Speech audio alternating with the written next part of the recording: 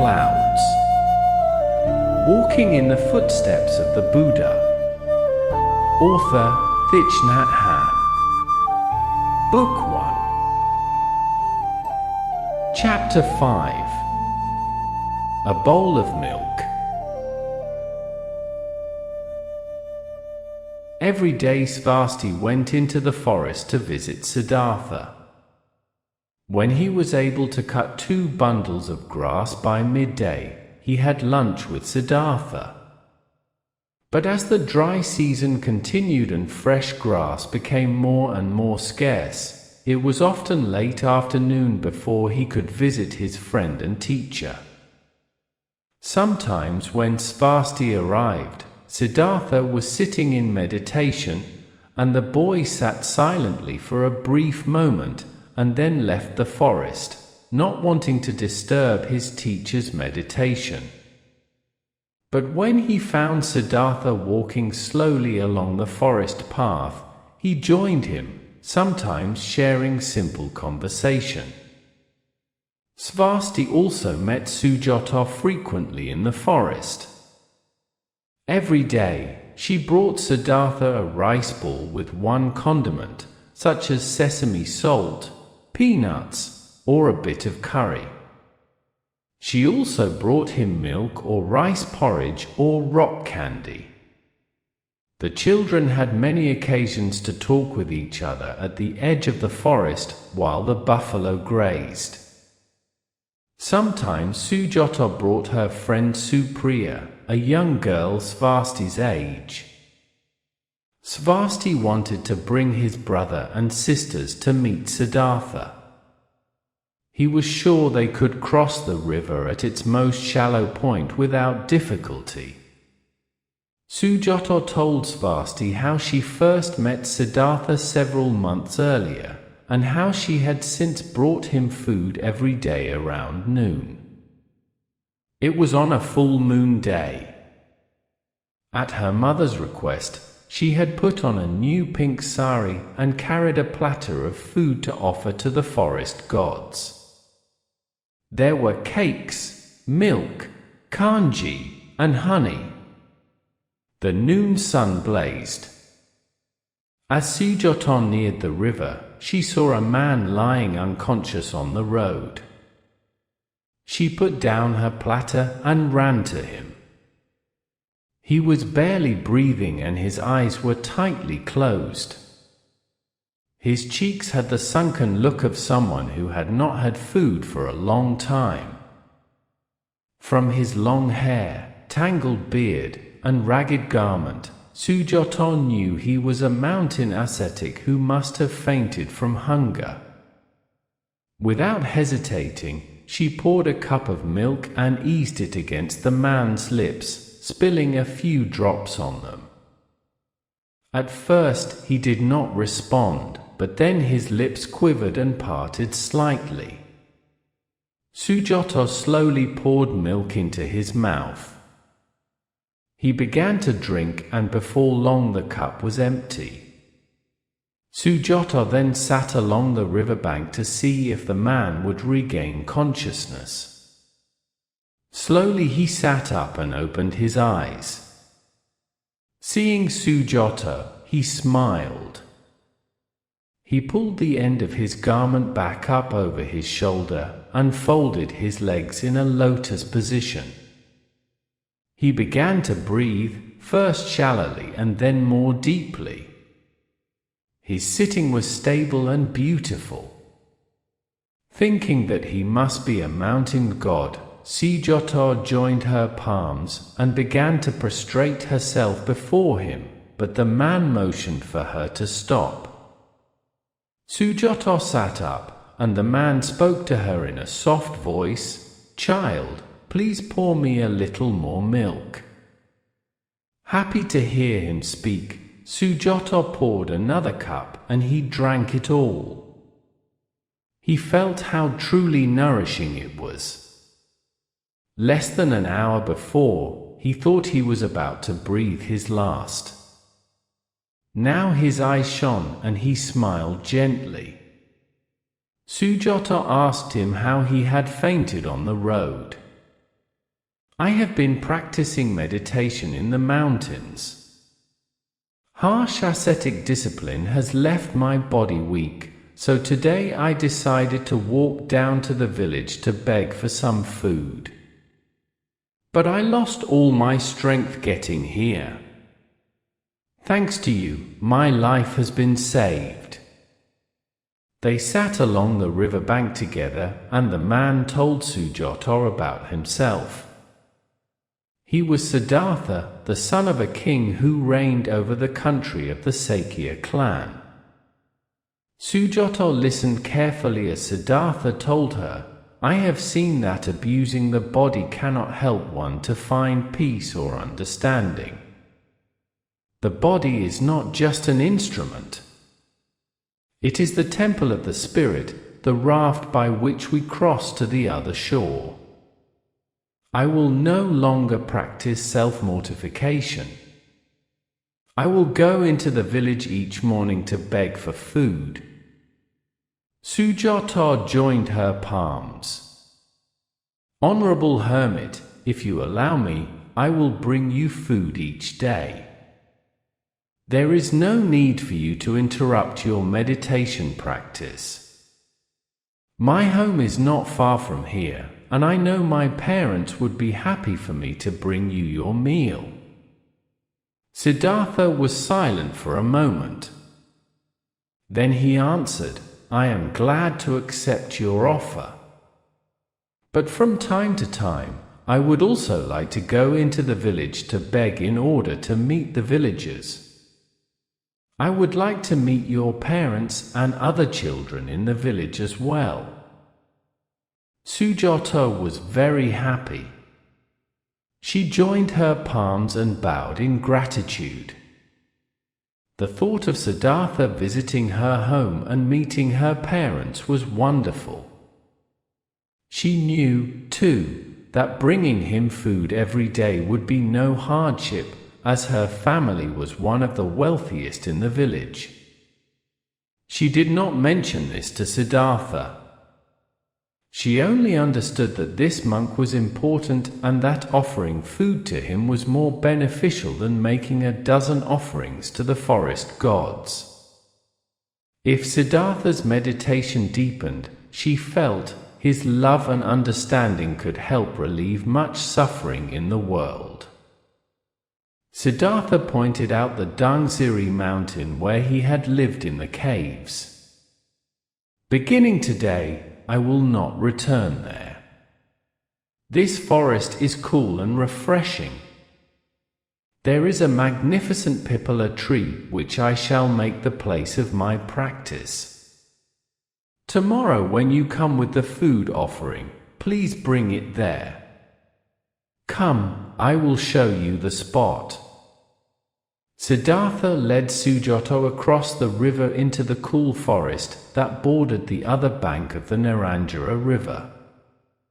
He showed her the pipala tree under which he would meditate. Sujato admired its massive trunk and raised her head to gaze at the leafy branches, which spread out like an enormous canopy. It was a kind of banyan tree with leaves shaped like hearts with long pointed tails. The leaves were as big as Sujata's hand. She listened to the birds chirping happily among the branches. It was a truly peaceful and refreshing spot. In fact, she had been to this tree before with her parents to make food offerings to the forest gods. "This is your new home, teacher." Sujata looked at Siddhartha with her round black eyes. "I will visit you here every day." Siddhartha nodded. He walked Sujata back out of the forest and said goodbye to her at the river bank. Then he returned alone to the pipala tree. From that day on, Sujata brought rice or chapatis to offer to the monk, just before the sun began to cast shadows. Sometimes she also brought milk or kanji. Once in a while, Siddhartha would carry his begging bowl into the village. He met Sujatā's father, the village chief, and her mother, who was wearing a beautiful yellow sari. Sujata introduced him to other children in the village and took him to the barber so he could have his head and beard shaved. Siddhartha's health recovered rapidly, and he told Sujata that his meditation practice was beginning to bear fruit. Then came the day that Sujata met Svasti. That day Sujata had come early. She listened as Siddhartha told her about meeting Svasti the day before. She had just said that she wished to meet Svasti herself when he appeared. Afterward, whenever she met Svasti, she never forgot to ask about his family. She and her servant, Purna, even went to visit Svasti's hut. Purna was hired to work in Sujata's household when her predecessor, Radha, died of typhoid fever. On these visits, Sujata brought used clothes still full of goodwear for Svasti's family to use. And much to Purna's surprise, Sujata lifted baby Bhima in her arms. Afterwards, she cautioned Purna not to tell her parents that she had held an untouchable child. One day, a number of children decided to go and visit Siddhartha together. All of Svasti's family came. Sujata brought her girlfriends Balagupta, Vijayasena, Aluvilaik, and Jatilika. She also invited her 16-year-old cousin Nandabala, who brought her younger brothers Nalaka, who was 14, and Subhash, who was 9. 11 children sat in a semicircle around Siddhartha, and they ate lunch together in silence. Svasti had instructed Bala and Rupak beforehand how to eat with quiet dignity. Even baby Bhima, sitting on Svasti's lap, ate without making a sound, her eyes open wide. Svasti brought a new armful of fresh grass for Siddhartha. He had asked his friend Gavampati, also a buffalo boy, to watch over Mr. Ramble's buffalo so that he could have lunch with Siddhartha.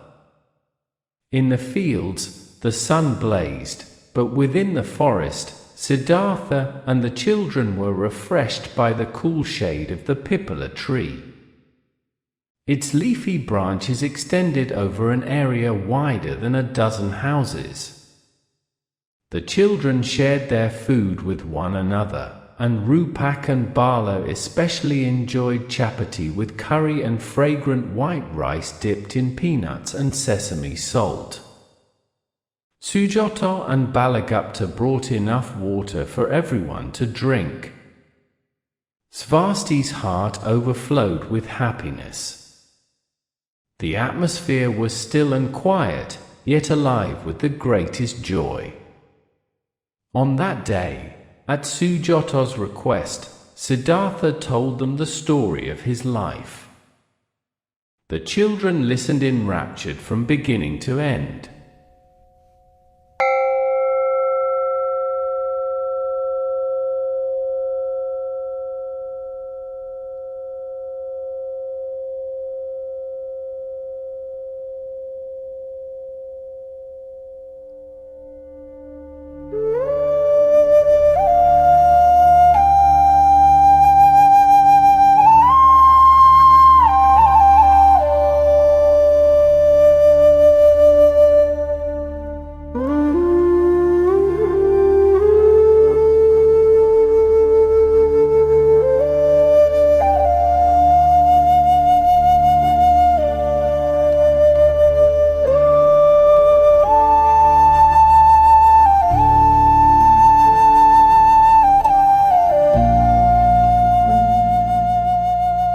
Chapter 6. Beneath a rose apple tree. When he was 9 years old, Siddhartha was told about the dream his mother had before giving birth to him. A magnificent white elephant with 6 tusks descended from the heavens, surrounded by a chorus of beatific praises. The elephant approached her, its skin white as mountain snow. It held a brilliant pink lotus flower in its trunk and placed the flower within the queen's body. Then the elephant, too, entered her effortlessly, and all at once she was filled with deep ease and joy. She had the feeling she would never again know any suffering, worry, or pain, and she awoke uplifted by a sensation of pure bliss. When she got up from her bed, the ethereal music from the dream still echoed in her ears. She told her husband, the king, of the dream, and he, too, marveled at it. That morning, the king summoned all the holy men in the capital to come and divine the meaning of the queen's dream. After listening intently to the dream's content, they responded, "Your Majesty, the queen will give birth to a son who will be a great leader. He is destined to become either a mighty emperor who rules throughout the 4 directions, or a great teacher who will show the way of truth to all beings in heaven and earth. Our land, Your Majesty, has long awaited the appearance of such a great one." King Suddhodana beamed. After consulting the queen, he ordered that provisions from the royal storehouses be distributed to the ill and unfortunate throughout the land. Thus the citizens of the kingdom of Sakya shared the king and queen's joy over the news of their future son. Siddhartha's mother was named Mahamaya. A woman of great virtue, her love extended to all beings, people, animals, and plants. It was the custom in those days for a woman to return to her parents' home to give birth there. Mahamaya was from the country of Kolia, so she set out for Ramagama, the capital of Kolia. Along the way, she stopped to rest in the garden of Lumbini. The forest there was filled with flowers and singing birds. Peacocks fanned their splendid tails in the morning light. Admiring an ashok tree in full bloom, the queen walked towards it, when suddenly, feeling unsteady, she grabbed a branch of the ashok tree to support her. Just a moment later, still holding the branch, Queen Mahamaya gave birth to a radiant son.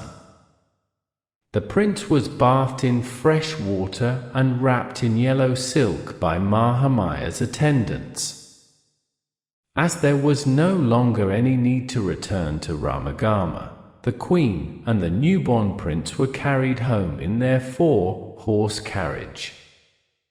When they arrived home, the prince was again bathed in warm water and placed next to his mother. Hearing the news, King Suddhodana hurried in to see his wife and son. His joy was boundless. His eyes sparkled, and he named the prince Siddhartha, the one who accomplishes his aim. Everyone in the palace rejoiced, and one by one they came to offer their congratulations to the queen. King Suddhodana wasted no time in summoning the soothsayers to tell him of Siddhartha's future. After examining the baby's features, they all agreed that the boy bore the marks of a great leader and would no doubt rule over a mighty kingdom that spread in all 4 directions. 1 week later, a holy man named Asita Kaladevela paid a visit to the palace. His back was bent with age, and he needed a cane to descend the mountain where he lived. When the palace guards announced Master Asita's arrival, King Suddhodana personally came out to greet him. He ushered him in to see the baby prince. The holy man gazed at the prince for a long time without uttering a word. Then he began to weep, his trembling body supported by his cane. Streams of tears fell from his eyes. King Suddhodana grew alarmed and asked, "What is it? Do you forebode some misfortune for the child?" Master Asita wiped the tears with his hands and shook his head. "Your Majesty, I see no misfortune at all. I weep for myself, for I can clearly see that this child possesses true greatness. He will penetrate all the mysteries of the universe. Your Majesty, your son will not be a politician. He will be a great master of the way. Heaven and earth will be his home and all beings his relations. I weep because I will pass away before I have a chance to hear his voice proclaim the truths he will realize. Majesty, you and your country possess great merit to have given birth to such a one as this boy." Asita turned to leave. The king pleaded for him to stay, but it was of no use. The old man began walking back to his mountain. Master Asita's visit sent the king into a frenzy. He did not want his son to become a monk. He wanted him to assume his throne and extend the borders of their kingdom. The king thought, Asita is only one among hundreds, even thousands of holy men. Perhaps his prophecy is mistaken. Surely the other holy men who said Siddhartha would become a great emperor were correct. Clinging to this hope, the king was comforted. After having attained sublime joy giving birth to Siddhartha, Queen Mahamaya died 8 days later, and all the kingdom mourned her. King Suddhodana summoned her sister Mahapajapati and asked her to become the new queen.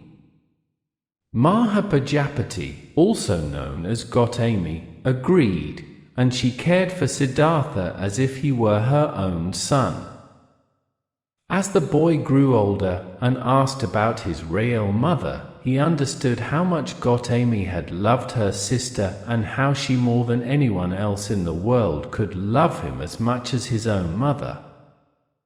Under Gautama's care, Siddhartha grew strong and healthy. One day, as Gautama watched Siddhartha play in the garden, she realized he was old enough to learn the graces of wearing gold and precious gems. She instructed her attendants to bring forth precious jewels to try on Siddhartha, but to her surprise, none rendered Siddhartha more handsome than he already was. As Siddhartha expressed discomfort at wearing such things, Gautama ordered the jewels to be returned to their cases. When Siddhartha reached school age, he studied literature, writing, music, and athletics with the other princes of the Sakya dynasty. Among his schoolmates were his cousins Devadatta and Kimbala, and the son of a palace dignitary, a boy named Cloudtts. Naturally intelligent, Siddhartha mastered his lessons quickly. His teacher Visvamitra found the young Devadatta a sharp student, but never in his teaching career had he taught a student more impressive than Siddhartha. One day when he was 9 years old, Siddhartha and his schoolmates were allowed to attend the ritual first plowing of the fields. Gautama herself dressed Siddhartha right down to the fine slippers on his feet. Attired in his royal best, King Suddhodana presided over the ceremonies. High-ranking holy men and Brahmins paraded in robes and headdresses of every color imaginable. The ceremony was held next to the finest fields in the kingdom, not far from the palace itself. Flags and banners waved from every gate and along every roadside. Colorful displays of food and drink were laid out on altars crowded along the roads. Minstrels and musicians strolled among the throngs of people, adding mirth and merriment to the bustling festivities. Holy men chanted with utmost solemnity as Siddhartha's father and all the dignitaries of the court stood facing the unfolding ritual. Siddhartha stood towards the back with Devadatta and Cloudtts at his sides. The boys were excited because they had been told that when the rituals were over, everyone would enjoy a feast spread out on the grassy meadow.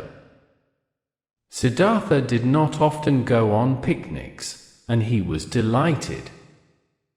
But the holy men's chanting went on and on what seemed like forever, and the young boys grew restless. Unable to endure any longer, they wandered off. Cloudtts held onto Siddhartha's sleeve, and off they went in the direction of the music and dancing. The hot sun blazed, and the performers' costumes grew wet with perspiration. Beads of sweat shone on the dancing girls' foreheads.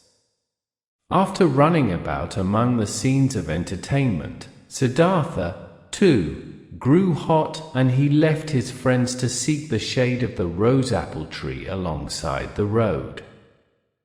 Beneath the cool branches, Siddhartha felt pleasantly refreshed. At that moment, Gautama appeared and, spotting her son, she said, "I've been looking all over for you. Where have you been? You should return now for the conclusion of the ceremony. It would please your father." "Mother, the ceremony is too long." "Why must the holy men chant so long?" "They are reciting the Vedas, my child. The scriptures have a profound meaning, handed down by the Creator himself to the Brahmins countless generations ago. You will study them soon. Why doesn't Father recite the scriptures instead of having the Brahmins do it?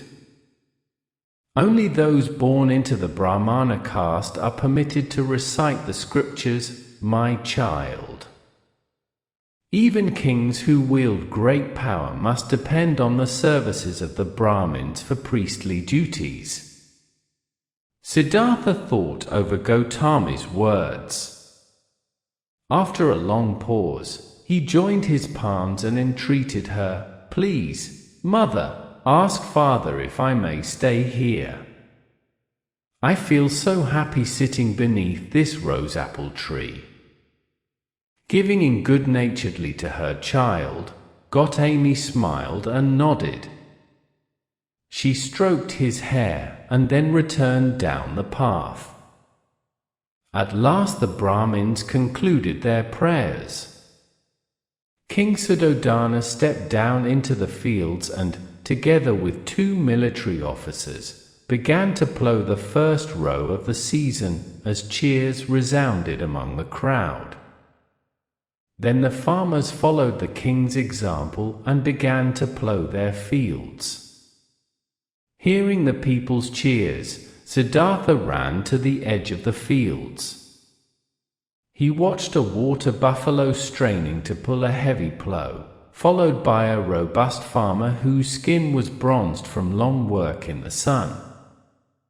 The farmer's left hand steadied the plough while his right hand wielded a whip to urge the buffalo on. Sun blazed, and the man's sweat poured in streams from his body. The rich earth was divided into 2 neat furrows. As the plough turned the earth, Siddhartha noticed that the bodies of worms and other small creatures were being cut as well. As the worms writhed upon the ground, they were spotted by birds who flew down and grabbed them in their beaks. Then Siddhartha saw a large bird swoop down and grasp a small bird in its talons. Utterly absorbed in these events, standing beneath the burning sun, Siddhartha, too, became drenched in sweat. He ran back to the shade of the rose-apple tree. He had just witnessed so many things strange and unknown to him. He sat cross-legged and closed his eyes to reflect on all he had seen. Composed and erect, he sat for a long time, oblivious to all the singing, dancing, and picnicking taking place around him. Siddhartha continued to sit, absorbed by the images of the field and the many creatures. When the king and queen passed by some time later, they discovered Siddhartha still sitting in deep concentration. Gautama was moved to tears seeing how beautiful Siddhartha looked, like a small, still statue. But King Suddhodana was seized with sudden apprehension. If Siddhartha could sit so solemnly at such a young age, might not the holy Manasita's prophecy come true? Too disturbed to remain for the picnic, the king returned alone to the palace in his royal carriage. Some poor, country children passed by the tree speaking and laughing happily. Gautama motioned them to be quiet. She pointed to Siddhartha sitting beneath the rose-apple tree. Curious, the children stared at him. Suddenly, Siddhartha opened his eyes. Seeing the queen, he smiled. "Mother," he said, "reciting the scriptures does nothing to help the worms and the birds." Siddhartha stood up and ran to Gautama and clasped her hand. He then noticed the children observing him. They were about his own age, but their clothes were tattered, their faces soiled, and their arms and legs piteously thin. Aware of his princely attire, Siddhartha felt embarrassed, and yet he wanted very much to play with them. He smiled and hesitantly waved, and one boy smiled back. That was all the encouragement Siddhartha needed. He asked Gautama for permission to invite the children to the picnic feast. At first she hesitated, but then she nodded in assent.